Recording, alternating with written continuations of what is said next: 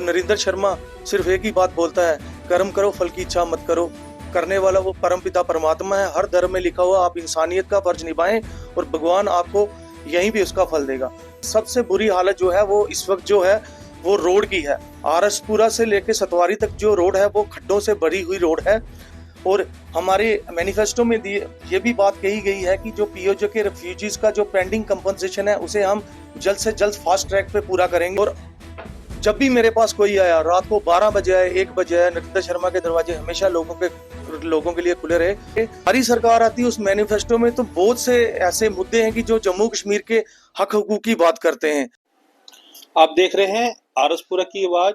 चुनावी बिगुल बज चुका है और जो प्रचार भी जो नेताओं द्वारा शुरू किया जा रहा है, और हमारा मकसद, हम चाहे पीडीपी हो, चाहे भाजपा हो, चाहे कांग्रेस, हर किसी नेता के पास पहुंच रहे हैं और लोगों को ये बताने का प्रयास कर रहे हैं कि इन नेताओं की जो चुनावी जो वादे हैं वो क्या हैं और किन किन मुद्दों को लेकर जा रहे हैं। हमारे साथ जहां पर पीडीपी के जहां पर प्रत्याशी हैं आरएसपुरा जम्मू साउथ से नरेंद्र शर्मा जी हमारे साथ फिर से जुड़ चुके हैं।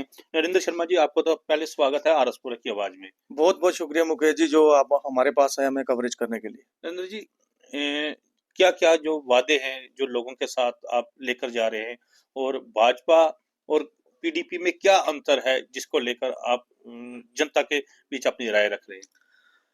जहां तक मैं बात करूं आरएसपुरा जम्मू साउथ की, कि आरएसपुरा जम्मू साउथ में इतने मुद्दे हैं कि जिनको उजागर करना बहुत जरूरी है।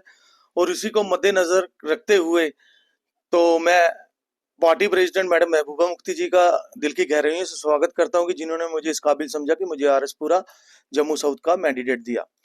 बात करें जहां तक कि आरएसपुरा जम्मू साउथ के मुद्दों की, तो आप देखेंगे सबसे बुरी हालत जो है वो इस वक्त जो है वो रोड की है। आरएसपुरा से लेके सतवारी तक जो रोड है वो खड्डों से भरी हुई रोड है।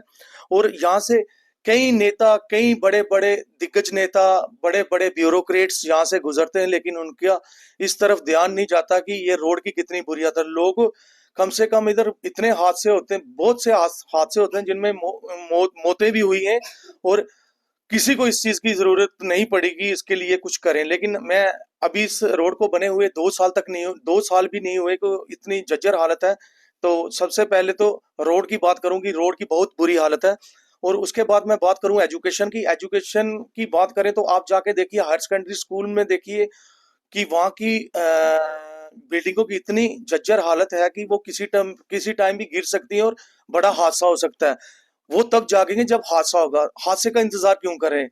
सरकार बोलती है कि बेटी बचाओ बेटी पढ़ाओ, बेटी बचाओ बेटी पढ़ाओ। जाके आप हायर सेकेंडरी स्कूल की बिल्डिंग देखिए, जर्जर है कि वहां पे सीमेंट तक गिर रहा है। आप जाके एक बार जरूर देखिएगा, क्योंकि मैं वहां का दौरा कर चुका हूं और एक बार मैंने पीछे मैं गया था और मैंने देखा था। बहुत बुरी हालत है। सबसे पहली प्राथमिकता जो होगी वो एजुकेशन पे होगी और बाकी सरकारी स्कूल। रोड कनेक्टिविटी तो वो तो है ही बदतर है। और मैं बात कर, आप मतलब कि आपका कहना है कि अगर हमारी सरकार आती है, हम एजुकेशन और रोड कनेक्टिविटी पर विशेष ध्यान देंगे। हमारी सरकार आती है उस मैनिफेस्टो में तो बहुत से ऐसे मुद्दे हैं कि जो जम्मू कश्मीर के हक हुकूक की बात करते हैं। अगर आपने ये बात पूछ ली है तो मैं मुकेश जी आपको इस बात का जवाब दे दूं कि हर हाउस होल्ड को 200 यूनिट बिजली फ्री होगी अगर हमारी सरकार आएगी तो। बात करें तो जो पेंडिंग बिल्स पड़े हुए हैं इलेक्ट्रिसिटी के, तो उसको वन टाइम सेटलमेंट किया जाएगा अगर हमारी सरकार आती है तो। और तीसरी बात मैं करूंगा कि जो राशन हमें मिलता है उस पे जो पहले शुगर और जो चीनी होती थी वो मिलती थी, केरोसिन मिलता था। अगर हमारी सरकार आती है तो हम उसको भी शुरू करेंगे। और बात करें वुमेन्स की, तो वुमेन्स बटालियन हर डिस्ट्रिक्ट में खड़ी होंगी। और बहुत से ऐसे मुद्दे हैं कि बात करूं कि मैं एक बात और करूंगा, बहुत सारे मुद्दे हमारे मैनिफेस्टो में, ये हमारा मैनिफेस्टो है, इसको आप देखिएगा कि इस मैनिफेस्टो में जम्मू कश्मीर में हर तबके की बात की हुई है, इंडस्ट्री की बात की हुई है, बेरोजगारी की बात की हुई है। अगर हमारी सरकार आती है, बेरोजगारी की बात करें तो 60,000 डेली वेजर्स को हमारी सरकार जो है वो 1 साल में पक्का करेगी। और लास्ट में और जो इकोनॉमिकली वीकर सेक्शन के जो लोग हैं उनको 12 सिलेंडर हर साल मिलेंगे। और जो हमारी पेंशन स्कीम्स हैं, जैसे ओल्ड एज पेंशन हो गई, वो विडो पेंशन हो गई और डिसेबल पेंशन हो गई, वो 1,000 है, उसको हम 2,000 रुपया कर देंगे। बात करें किसानों की, किसानों को जो 2,000 किसान निधि के तहत सेंट्रल गवर्नमेंट देती है उसमें हम ₹2000 और डालेंगे और जो 6000 उनको सालाना मिलता है उसको 12000 कर देंगे।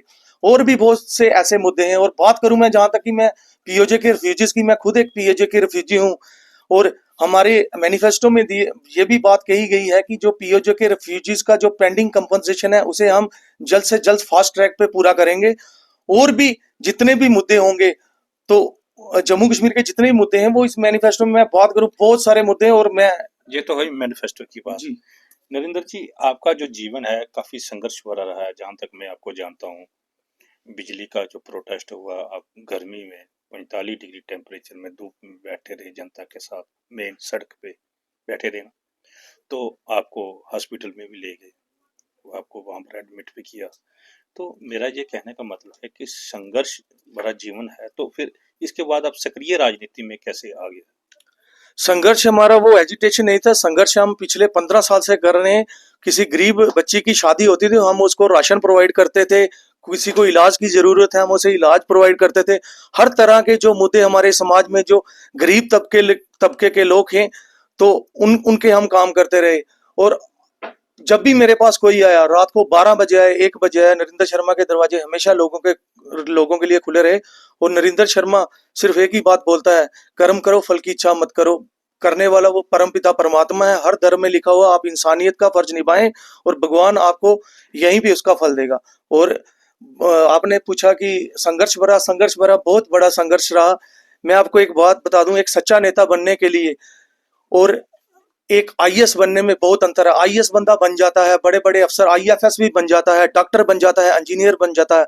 अगर एक सच्चा नेता बनना हो, उसके लिए आपको संघर्ष करना पड़ेगा। उसको आपको अपना खून देना पड़ेगा, अपना पसीना देना पड़ेगा, अपनी मेहनत करनी पड़ेगी और अपनी घर की खुशियां तक निछावर करनी पड़ती है, फिर जाके कोई नेता बनता है। मेरे हिसाब से, जहां तक मैं समझता हूँ, जो मैंने किया है, मैं समझता हूँ कि एक सच्चा नेता बनने के लिए आपको बहुत संघर्ष करना पड़ेगा। पॉलिटिकल करियर आपने पीडीपी से शुरू किया? पॉलिटिकल कैरियर मेरे को 14 साल हो गए पीपल्स डेमोक्रेटिक पार्टी में। और मैं हमेशा पार्टी का एक सिपाही बन के लड़ता रहा, काम करता रहा। जब भी पार्टी को मेरी जरूरत है, मैं एकदम आगे खड़ा रहा। और मेरे को बहुत खुशी है और मैं दिल की गहराइयों से मैडम महबूबा मुफ्ती जी का स्वागत करता हूँ कि जिन्होंने इस नाचीज को इस लायक समझा कि मेरे को आरएसपुरा जम्मू साउथ का मैंडेट दिया। ऐसे कहते हैं कि जो पीडीपी है, लोग कहते हैं, मैं नहीं कहता, कि जो पीडीपी है ये कश्मीर बेस्ड पार्टी है, जम्मू के लोगों की पार्टी नहीं है। तो आप यहाँ के जो लोग हैं, जहाँ के वोटर्स हैं, उनको कैसे अपने विश्वास में लेंगे? बात करें, पीपल्स डेमोक्रेटिक पार्टी ने हमेशा जम्मू को दिल और कश्मीर को धड़कन माना है। ये बात सच्चाई है। और बात करें कि जम्मू में, आप बात करके, जम्मू में इतनी ज्यादा फैली नहीं है पार्टी का जनाधार नहीं है। लेकिन मैं आपको ये बात बता दूं मुकेश जी, कि ये वही आरएसपुरा है जहां से हमारे मरहूम मुफ्ती मोहम्मद सईद साहब को आरएसपुरा के लोगों ने, कश्मीर से आए हुए एक मुफ्ती साहब को आरएसपुरा वालों ने जीत के यहाँ से जिताया था। और वो मुफ्ती मोहम्मद सईद साहब सेंट्रल गवर्नमेंट में जाकर होम मिनिस्टर बने थे। और जब भी कोई आरएसपुरा वाला उनके पास जाता है, उनकी दिल की गहराइयों से उनकी मदद करते थे। तो आज भी कई ऐसे लोग हैं जिनको मुफ्ती मोहम्मद साहब जी ने नौकरियां लगवाई हैं। आज भी उनके, आप घरों के जाके देखें, उनके आज भी पीपल डेमोक्रेटिक पार्टी के झंडे आज भी वहां पे बुलंद हैं। और बात करें कि आरएसपुरा में ऐसा बहुत कुछ हुआ कि जिसमें मुफ्ती मोहम्मद सईद साहब ने उन लोगों की मदद की। और आज अगर मुफ्ती मोहम्मद सईद होते तो आज वो लोग और पार्टियों के नारे ना लगाते होते, आज वो हमारी पार्टी के साथ होते। आपने बोला कि जो लोग जिनकी मदद की वो दूसरी पार्टी में, दुख होता है आपको? बात दुखी, ये तो सियासत में चलता रहता है, आज कोई पार्टी कल कोई पार्टी। लेकिन मैं, नरेंद्र शर्मा भी किसी पार्टी में जाएगा? नरेंद्र शर्मा ये समझता है कि आप अगर एक ही कश्ती में सवार होगे तो उसकी वो किनारे तक पहुंचता है। अगर आप आज और किश्ती में, कल और किश्ती में, ये लोग, जनता जनार्दन है, जनता सब कुछ देखती है, समझती है और उसके बाद वोट देती है। वो पुराने समय चले गए जब लोग पैसा देके, कंबल देके या कुछ और देके लोगों को बहला फुसला के वोट लेते थे। लेकिन आज वोटर समझदार हो गया है, उसको चाहिए कि जो उसका काम करे वो उसी को वोट देगा। जिन्ना मर्रा पीडीपी के साथ? जीना मरना की बात कहें तो बिल्कुल जीना मरना नरेंद्र शर्मा का पार्टी का सिपाही था, पार्टी का सिपाही है और पार्टी का सिपाही रहेगा, हमेशा रहेगा। 1 तारीख को वोटिंग हो रही है, तो क्या जनता से क्या आशीर्वाद मांग रही है? जनता से यही हम आशीर्वाद मांगते हैं कि आप हमें वोट कीजिए, पीपल्स डेमोक्रेटिक पार्टी को वोट कीजिए। नरेंद्र शर्मा की कामयाबी आप सबकी कामयाबी है। मैं हर उस मुद्दे पे बात करूंगा जो हमारे लोगों के होंगे। और अगर भगवान ने चाहा या लोगों ने चाहा, इनका प्यार मिला, तो अगर लोगों का प्यार मिला तो हम एक दिन जरूर विधानसभा जाएंगे। और मुफ्ती मोहम्मद सईद साहब का जो सपना है कि आरसपुरा से उनको एक विधायक मिले, वो हम दिन रात करके मेहनत करके कोशिश करेंगे कि उनका वो सपना पूरा हो सके। नरेंद्र शर्मा जी, आखिरी सवाल मेरा, अगर आप जीत जाते हैं, समझ को आप जीत के या आप अच्छा प्रदर्शन करते हैं, पार्टी अगर आपकी सरकार बना में आ जाती है, जैसे कि पीडीपी की सरकार जम्मू कश्मीर में आ जाती है, तो आपको अगर बड़ी उपाधि मिले तो आप तैयार हैं उसके लिए? बात करें, आपने सवाल पूछा है कि अगर पार्टी मेरे को मैंडेट दिया है, मैं उस मैंडेट में ही खुश हूँ। मेरे को कोई इसका नहीं है कि मैं जाके कुर्सी पे बैठूं। अगर पार्टी ने चाहा, अगर मेरे को उन्होंने पावर दी, तो मैं हमेशा आरएसपुरा जम्मू साउथ के लोगों की सेवा करता रहूंगा। चलिए, ये थे नरेंद्र शर्मा जी, इनसे हमने बातचीत की और इनकी पार्टी की जो विचारधारा है उसके बारे में जानकारी की, इन्होंने बताया और मैनिफेस्टो के बारे में भी जानकारी दी। और इन्होंने कहा कि लोग 1 तारीख को जहाँ पर जो वोटिंग होगी वो इनको आशीर्वाद देंगे ताकि वह लोगों की और अच्छी तरीके से सेवा कर सकें।